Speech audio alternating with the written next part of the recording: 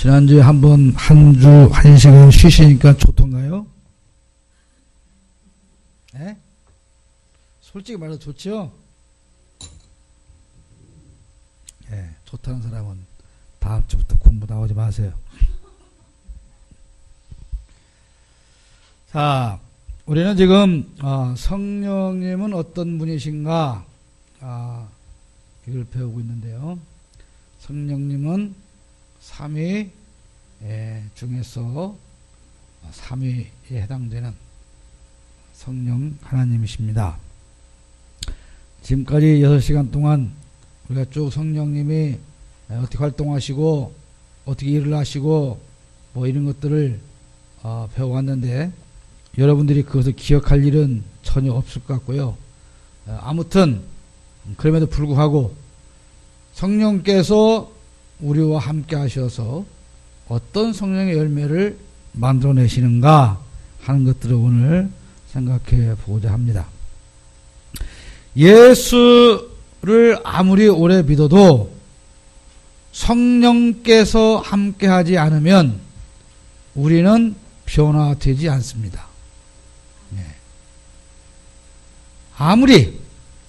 내가 아무리 믿음 좋은 사람인 것처럼, 내가 아무리 훌륭한 신앙인 것처럼, 내가 아무리 애를 쓰고 노력하고 내가 다시는 죄를 짓지 말아야지 뭐 그렇게 해도 변화되지 않는 것은 성령으로 하지 않기 때문에 그렇습니다. 나를 예수 믿는 사람답게 변화시키고 성장시켜 주시는 분은 성령님이십니다. 그러므로 내가 하나님 앞에서 바른 신앙인다운 삶을 살고 능력 있는 성도의 삶을 살기를 원하신다면 우리는 성령 충만받기를 위해서 기도를 해야 되는 것이고요. 갈라디아 5장 22절 23절을 보면 9가지 성령의 열매가 쫙 나와 있는데, 성령의 열매, 거기에 나온 성령의 열매는 다른 말로 하면 그리스도인들이 갖춰야 할 성품을 말하기도 합니다. 그래서 오늘 이 성령의 열매가 어떤 것들이 있는가 하는 것을 여러분이 다 잘 알고 계시지만 다시 한번 생각을 해볼 텐데요. 성령께서 우리 안에 오셔서 사랑의 열매를 만들어 주시는데, 자, 예수님께서 우리에게 새 계명을 주셨는데 그것은 서로 사랑하라. 그러니까 예수님이 하신 말씀을 우리가 다 기억 못해도 상관이 없습니다. 사실은 다만 한 가지, 사랑하라. 어떻게 사랑하라? 서로 너만 나를 사랑해라? 그게 아니고 서로 사랑하라는 겁니다. 그러니까 예수를 잘 믿는 사람이냐, 하나님의 자녀다운 삶을 충실하게 사는 사람이냐 라고 하는 평가는 얼마나 사랑이 많은 사람이냐, 이것을 보면서 알 수가 있는 것이죠. 그런데 사랑은 성숙한 사랑이어야 합니다. 성숙한 사랑. 여러분, 7살짜리가 엄마로 뭐라 그래요? 엄마 사랑한다 그래요? 사랑하지 않는다 그래요? 네? 사랑한다 그러죠. 근데 그 아이들이 사랑한다고 말할 때는 반드시 이유가 있어요. 왜 사랑한다고 말할까요? 엄마 사랑해. 엄마, 나도 너 사랑해. 치킨 사줘. 네. 그잖아요. 그러니까 이 사랑은 사실 사랑이 뭔지도 모르면서 말하는 아주 유아기적인 사랑인데, 그 사랑은 이기적인 사랑이죠. 자신을 위한 사랑. 우리가 항상 다툼을 만드는데, 다툼을 만드는 이유가 뭡니까? 왜 내가 너보다 더 사랑해야 되느냐 이거죠. 나는 너를 이만큼 사랑하는데 왜 너는 나보다 사랑을 덜 하느냐. 그래서 싸우는 거 아닙니까? 예? 아무 생각이 없어. 생전 싸움도 한번 안 해본 사람들 같아. 싸우는 이유는 그거예요. 여러분, 부모가 자식한테 이런 싸가지 없는 놈 새끼라고 말할 때 왜 그래요? 나는 너를 사랑해서 모든 걸 다 해주는데 너는 왜 그래 부모한테? 그거 아닙니까? 그거잖아요. 아내가 남편한테 서운하다고 할 때 왜 그럽니까? 나는 너 위해서 밥 해주고 새끼 키워주고 뭐 살림하고 다 해주는데 너는 왜 나를 사랑하지 않느냐? 그래서 싸움이 나는 것이죠. 그런데 예수님께서 주신 서로 사랑하라고 하는 사랑은 이런 비이기적인 사랑이 아니고 희생적이고 행동으로 나타나는 사랑을 말하는 것입니다. 아까 목사님 낮에 설교에 참 평안이 있는 가정을 위해서는 세 번째가 뭐였어요? 세상에 점심 먹기 전에 들은 것을 점심 먹고 나서 물어보면 우리가 어떻게 그걸 기억합니까? 아니 뭔 말 했습니까? 그런 표정인데 뭐 했어요? 에? 공부를 못하면 눈치에서 컨닝이라도 하고 주부라도 열어봐. 뭐라고 써있는가? 세 번째가 뭐요? 십자가의 사랑이 있는 가정이 평안한 가정이란 말이에요. 원래 언제 그런 얘기 했대요? 낮에 예배 때? 사랑인데 왜 십자가의 사랑이라고 합니까? 아가를 패? 십자가 사랑은 희생하는 사랑이죠. 희생하는 사랑입니다. 저 뒤에서 앉아있는 분 때문에 내가 사랑이라는 강의할 때마다 참 할 말이 별로 없긴 한데요. 네.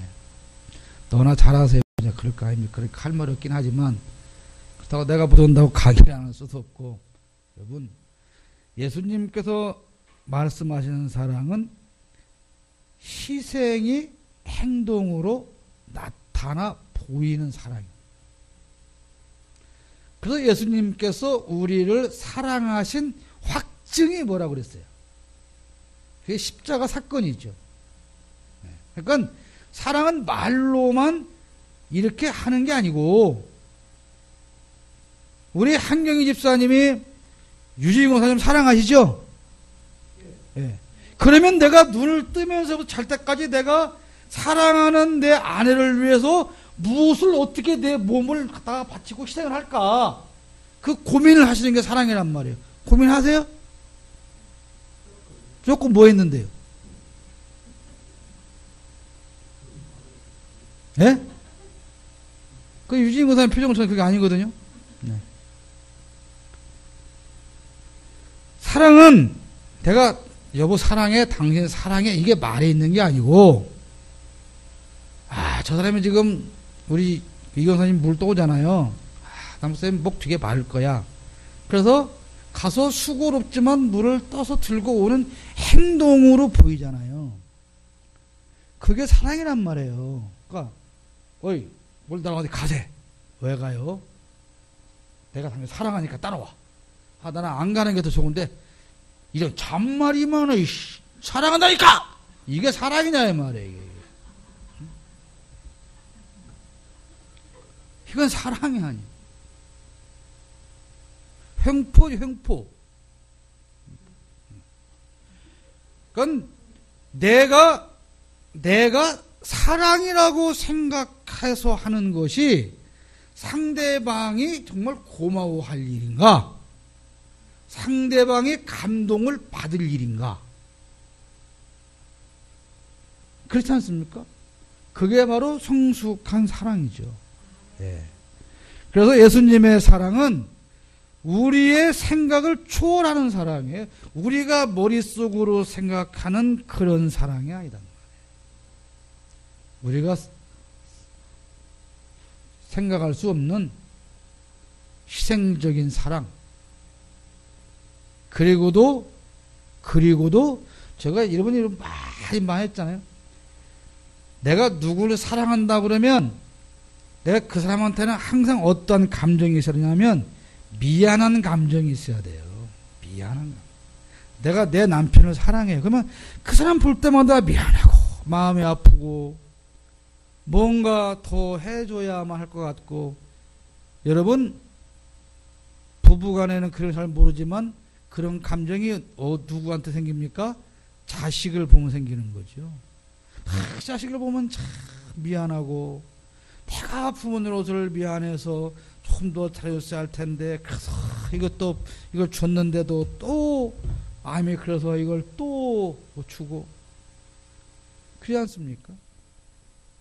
며칠 전에 EBS에서 그 무슨 신결혼 프로동가 그걸 보니까 며느리를 얻는데 돈이 없으니까 폐물을 사러 가는데 시어머니가 자기 폐물을 가지고 가잖아요. 자기 폐물을 가지고 가서 그걸 팔아서 며느리감에 폐물을 사주는 이 속 없는 새끼는 아들 새끼는 입이 귓구멍에 걸려가지고 좋아서 지 엄마는 다 망하는데 싸가지 없는 새끼들이. 그런데도 그 엄마는 그 자식을 보면 더 해주지 못해서 미안한 거란 말이에요. 예수님께서 십자가에서 자신을 다 내어주셨지만 그럼에도 불구하고 예수님은 그런 마음으로 여전히 오늘도 우리를 사랑하고 계시는 거예요. 여러분에게 필요한 것이 뭘까? 그게 예수님의 사랑입니다.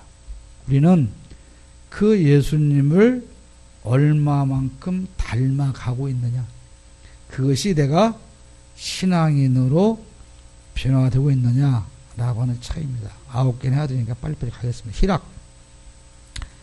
기쁨이죠. 그리스도인들은 무수한 박해와 고난 중에서도 성경을 보면 기뻐했어요. 그러죠?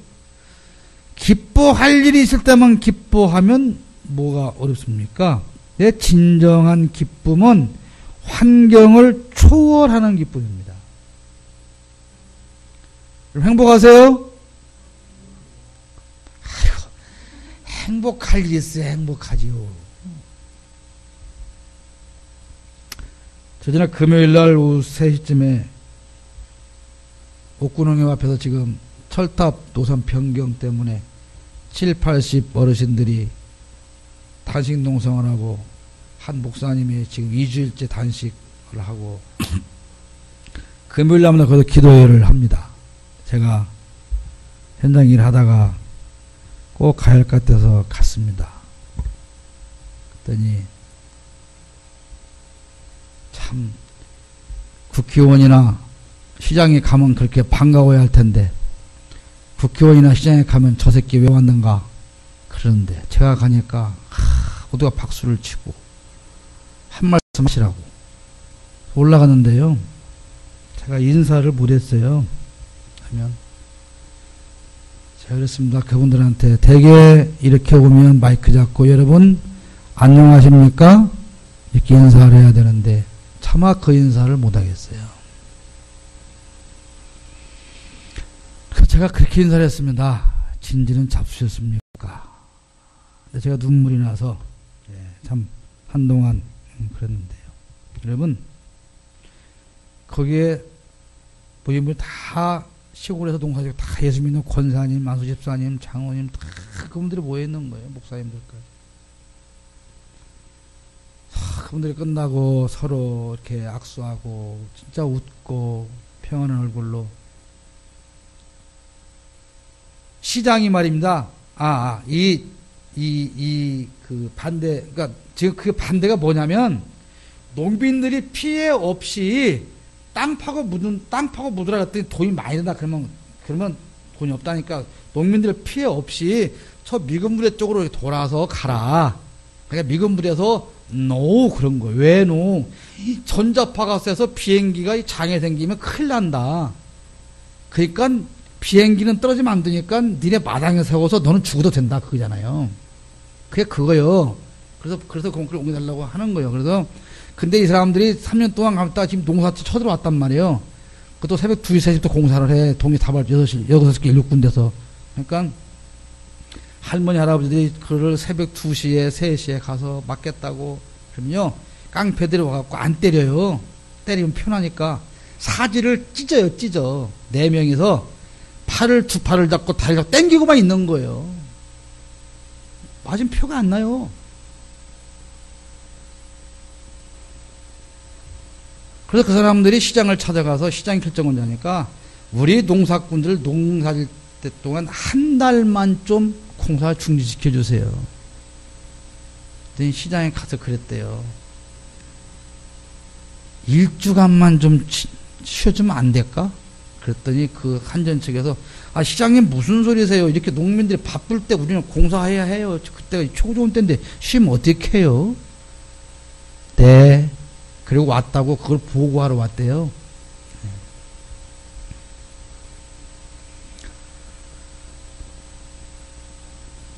제가 지역 현안을 얘기를 하는 것은 그게 수많은 그리고 그 기장 측의 목사님들이 임신호에 끝나고 다 오셔서 그 사람들을 위로하고 저는 이게가 기독교인이고 지도자야 한다라는 생각을 했어요. 여러분 말씀 빗나갔지만 진정한 기쁨은 박해를 받을 때에 진정한 기쁨을 누리는 것입니다.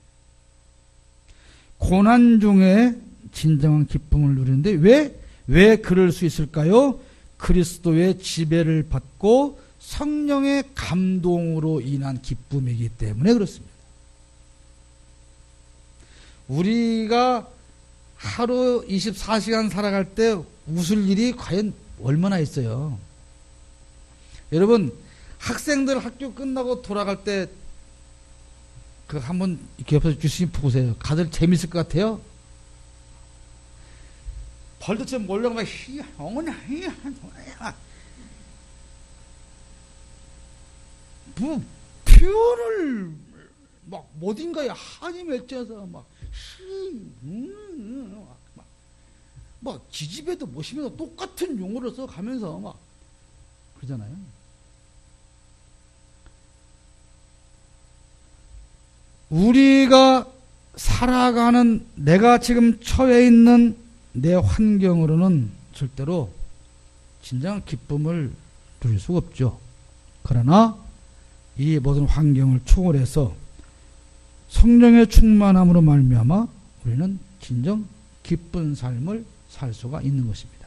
성령 충만함을 위해서 여러분 기도하시기를 바라고요. 그 다음에 화평인데요.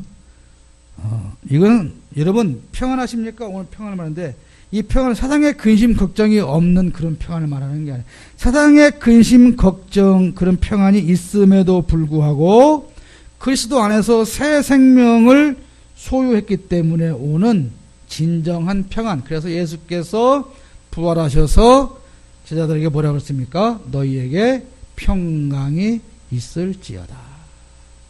세상은 우리에게 평안을 주지 않습니다. 여러분 남편을 보면 세상이 참 평안합니까? 여러분 자녀를 보면 세상이 참 평안합니까? 저 정치하는 사람들 보면 세상이 참 평안합니까? 아니단 말이에요. 그렇지 않은 세상인데 요한복음 14장 21절에 이렇게 말씀하셨거든요. 세상이 평안을 너에게 끼치노니 곧 나의 평안을 너에게 주노라. 내가 너에게 주는 것은 세상이 주는 것과 같지 아니하니라. 세상이 주는 평안과 예수님 주는 평안은 달라요. 너희는 마음에 근심하지도 말고 두려워하지도 말라. 그러면 어떻게 해서 근심 걱정이 없는 평안을 소유하고 살까요? 이건 믿음이죠. 믿음이 없기 때문에 우리의 삶은 날마다 불안한 것입니다, 여러분. 불안해요. 여러분, 삶이 근심과 불안, 염려, 이 모든 것들이 우리에게 떠나지 않는 것은 우리의 믿음이 작기 때문에 그래요. 제가 여러분이 다 아시다시피 제가 이렇게 뭐 밖에서 일을 하고 직업을 갖고 있지 않습니까? 네. 세상 사람들이 나는 굉장히 돈이 많은 사람을 오해를 해서 그냥 그 오해를 깨트리려고 노력하지는 않아요. 뭐, 사실은 없어요, 돈이. 네. 사무실에 한집사님 있고 이렇게 있으면 하는데 정말 지갑에 돈이 10원도 안 남을 때가 있어요. 뭐 공과금도 나갈 돈이 없을 때도 있어요. 근데 여러분 제 옆에 있는 분들 제 걱정하는 거 맞습니까? 저희 그러죠. 돈 터졌네. 일거리 들어올 때 됐구나. 들어와요. 걱정한다고 여러분 이러면 삶이 나아질 것 같으면 밤잠을 안 자고 걱정을 하셔야 됩니다. 여러분 아이들이 걱정한다고 공부 잘할 것 같으면 엄마들은 밤잠을 안 자고 걱정만 하시면 되겠죠. 아니에요. 세상의 그 무엇을 통해서 여러분 위로받거나 평안을 얻으려 하지 마십시오. 내 남편이, 내 아내가, 내 자녀가, 내 형제가 그렇게 나에게 많은 평안과 위로를 주지 않습니다. 다만 예수께서 우리에게 참된 평안을 주시는 것입니다. 성령의 열매 네 번째 오래 참는 건데요. 그리스도인은 서로 관용하고 오래 참아요. 서로 관용해야 한다는 말은 서로가 용납하고 용서하는 삶을 살아야 한다는 것입니다. 용서. 그러죠? 우리가 일을 뿌직뿌직 하면서 내가 너만큼은 눈에 흙이 들어가도 용서할 수 없어. 그리고 저녁에 교회 와서 내가 내 죄를 사하여 준 것 같이 내 죄를 사하여 주옵시고 아무 없이 양심도 없이 그렇게 하지 않습니까? 여러분 여러분이 용서할 수 없는 죄인 예수님은 여러분을 용서할 수 있는 죄인에게 용서하였을까요? 누가 더 용서받기 어렵습니까? 여러분 앞에 죄 지은 사람이 용서받기 어렵습니까? 하나님 앞에 죄 지은 여러분이 용서받기 어렵습니까? 네? 인정하고 싶지 않다 이거요? 하나님이 여러분을 보면 당장에 벼락을 쳐서 태워서 그냥 죽여야 돼. 진노해야 돼. 진노. 그런데 어떻게 했어요? 독생자를 보내서 여러분을 용서하시고 사랑하셨다는 말이에요. 그렇기 때문에 우리가 뭘 해야 되는 거예요? 용서해야 되는 거예요. 나한테 죄 지은 사람을 용서해야 되는 거예요. 내 돈 떼먹은 사람을 내 돈 떼먹은 사람 많은데 용서해야 된단 말이에요. 용서해야 되는 거예요. 특히 부부 간에 가족 간에 형제 간에 담 쌓고 사는 일이 생겨서는 안 되거든. 형제끼리는 만나면 인상 팍팍 쓰면서 교회 가서는 할렐루야 이건 사기치는 거요.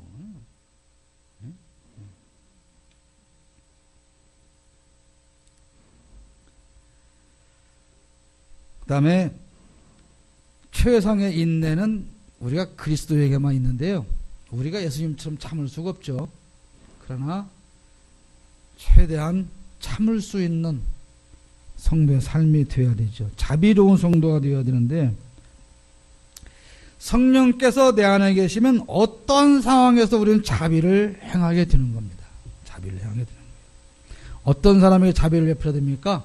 소외된 사람들을 외면해서는 안 됩니다.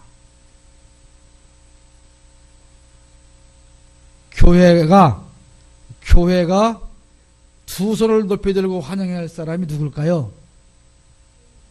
네, 말은 그렇게 하죠. 말은 그렇게 해요. 교회가 소외된 사람을 영접하지 않는 순간부터 그 교회는 교회가 아닌 것입니다. 예수 믿는 사람이 나보다 불행한 사람을 외면하면 그 순간부터 나는 신앙인이 아닌 것입니다.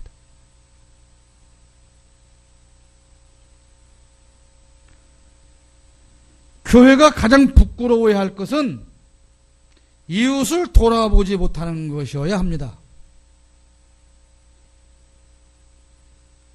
예수 믿는 사람이 가장 부끄러운 것은 시험 받는데 성적이 떨어지는 것이 아니고 내가 불행한 사람들을 위해서 살지 못하는 것을 부끄러워해야 하는 것입니다. 우리가 이렇게 나가서 요즘 전도가 정말 얼마나 어렵습니까? 안 되잖아요. 요즘 다니다가 노숙자 보면 노숙자한테 쫓아가지, 교회 갑시다, 우리 교회 갑시다, 반명이 죽기 이렇게 합니까? 제가 경기도 그 성남 지금 태평역 있는 그 근방 개척을 처음 했을 텐데요. 밤만 되면요, 이 집시들, 노숙자, 그러니까 내 집시라고 하는 건 젊어요.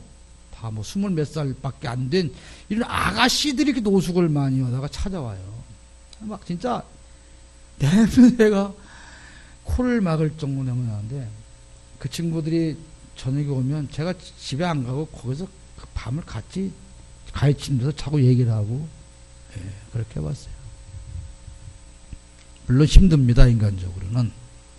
밤에 술집 끝나고 새벽 2, 3시에 그 아가씨들이, 종업원들이 그래도 예배당에다가 불 켰다고 올라오면서 계단에다가 토해놓고 이게 묻은 거, 그리고 와서 옆에 앉아서 울면서 안길 때 여러분 안아주는 거 쉬운 거 아니거든요. 그러나 그것이 교회입니다.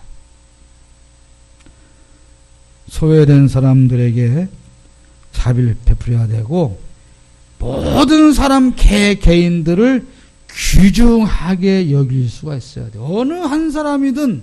왜? 여러분이 미워하는 그 사람도 예수님은 그 사람을 사랑하셔서 죽어주셨거든요. 나는 누구를 미워할 자격이 없어요. 권한이 없어요. 내가 누구를 용서 못할 권한이 없는 거예요. 내 주제에 어떻게 누구를 용서 못하고 그렇게 어떻게 합니까? 그게 있을 수가 없는 것입니다. 모든 사람, 여러분이 알고 있는 모든 사람 소중하고 귀중하게 여기는 것이 바로 자비입니다. 양선은 행동으로 나타나는 선과 사랑을 양선이라고 하는데요. 사랑과 선, 앞에도 말씀드렸지만 선한 모습이 선한 행동으로 보여져야 되고 사랑하는 모습이 행동으로 나타나야 되는데 절대로 보답을 바라지 않는 사랑입니다. 부모들이 자식을 키울 때 보답을 바라보고 키우진 않지요. 그러나 정작 그놈들이 커서 싸가지 없이 나올 때 서운하기는 하죠. 이건 사람의 사랑이거든요. 그러나 이 양선은 순결하고 열린 마음에서 비롯된 사랑인데 왜 우리가 이 행동으로 선과 사랑이 나타나야 되냐면 그것을 보고 세상 사람들이 하나님을 알게 된다는 거예요. 야, 저 사람 보니까 하나님이 살아계신다. 그래요. 예수 믿으니까 저렇게 할 수 있어. 그 하나님을 드러내고 증거할 수 있는 방법이 양선입니다. 나 찍어서 어디다 올리려고 사진 찍는 거지. 양선. 드러나는, 보이는 사랑, 보이는 착함, 그런 여러분 삶이 되시길 바라고요. 충성은 뭐 두말하면 잔소리지 않습니까? 하나님께서 나에게 책임을 주셨죠. 자, 그런데 다 자기가 질 만한 십자가가 있어요. 그 자기가 감당할 만한 일을 맡기는 거예요. 자, 우리 이경수 권사님이 진우한테 신분을 시키면, 예를 들어서 짐을 저것 좀만 들고 와 그러면 최소한 어느 정도 무게를 들고 오라 시킬까요? 제가 들 수 있는, 아무리 무거운 걸 들고 오라 해도 엄마가 올 때 제가 들 수 있는 걸 들고 오라고 시키는 거란 말이야. 애가, 엄마, 다 저 들고 다 허리 부러 죽으라고? 아, 나 못해. 하나님께서 여러분에게 맡겨주시는 일은 여러분이 감당할 만해서 맡기시는 거고, 여러분이 감당할 수 있도록 능력을 주시는 겁니다. 그런데 안 하는 사람은 징하게도 아니요. 진짜 징하게도 아니에요. 네.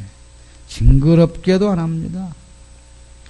대표기도 시켜 징그럽게 한 번도 안 하고, 네. 헌금 봉사위원 시켜 아예 나타나지도 않아요. 여러분, 교회에서 헌금위원으로 맡긴 것하고 그날 금반지 깨 가서 개 심지 뽑아야 되는 거하고 어떤 게 중요합니까? 그러면 헌금위원 하면 누가 돈 금반지 줍니까?